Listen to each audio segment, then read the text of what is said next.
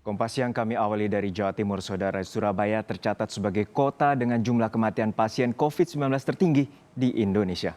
Meski per bulan Juli jumlah kematian pasien COVID-19 di Surabaya terus menurun, warga tetap diimbau untuk disiplin protokol kesehatan.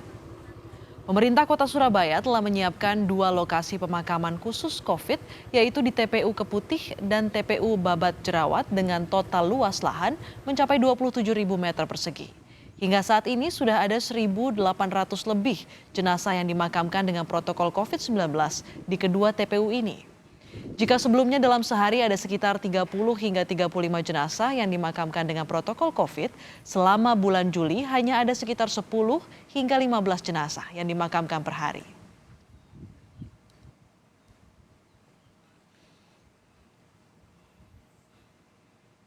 Dan untuk mengetahui informasi selengkapnya, kita segera bergabung dengan jurnalis Kompas TV Alfian Rahman di Surabaya, Jawa Timur.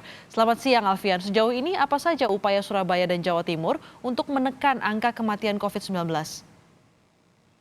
Ya, Astrid dan juga selamat siang, saudara.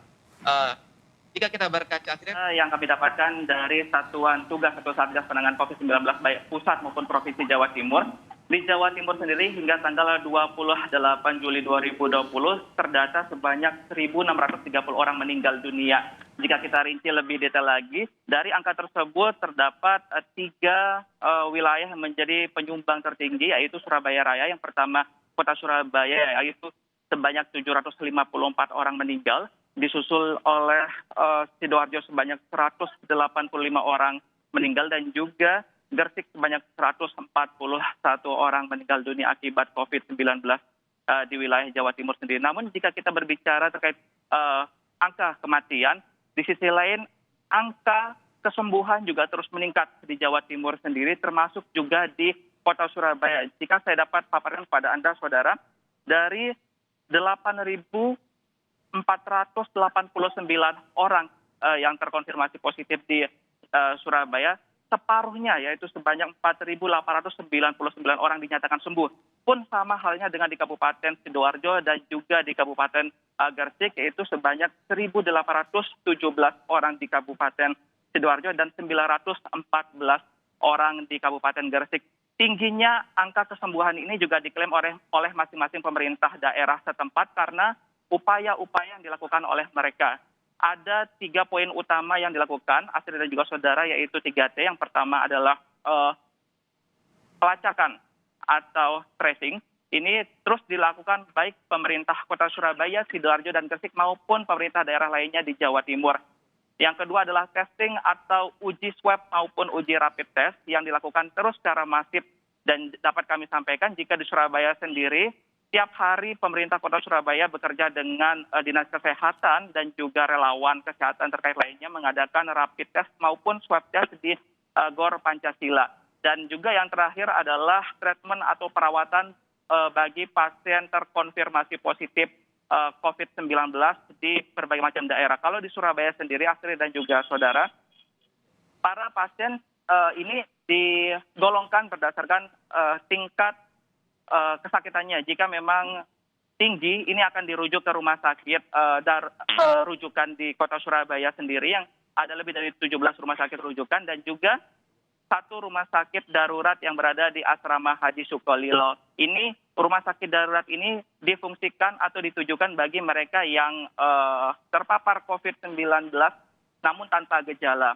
Dan saat ini pemerintah Kota Surabaya juga terus menggencarkan bagi warganya yang terdapat atau kedapatan terkonfirmasi positif, maka diminta untuk datang atau bisa dijemput oleh pemerintah Kota Surabaya agar bisa mengikuti proses isolasi di Rumah Sakit Darurat Asrama Haji Sukolilo, Surabaya. Seperti itu, Astrid. Ya Alfian, ada tracing, ada testing dan juga perawatan bagi pasien COVID-19. Tapi dari data korban yang selama ini ada di Surabaya dan juga di Jawa Timur, sebenarnya apa yang jadi penyebab Surabaya ini bisa mencatat angka kematian tertinggi pasien COVID-19 di tanah air?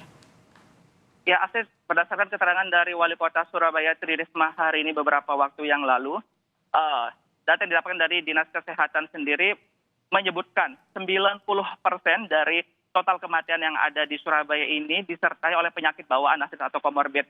Jadi hanya sekian persen saja atau sekian kecil aja yang meninggal murni karena COVID-19.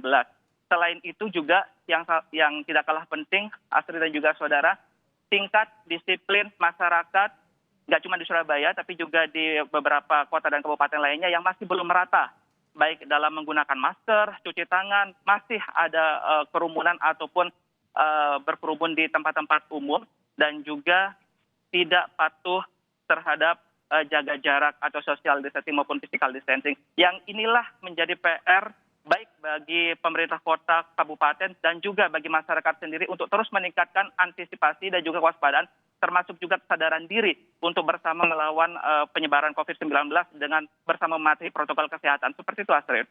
Ya, warga Surabaya dan juga Jawa Timur diimbau untuk selalu dan terus disiplin protokol kesehatan untuk memutus mata rantai penyebaran corona. Terima kasih Alfian melaporkan langsung dari Surabaya, Jawa Timur.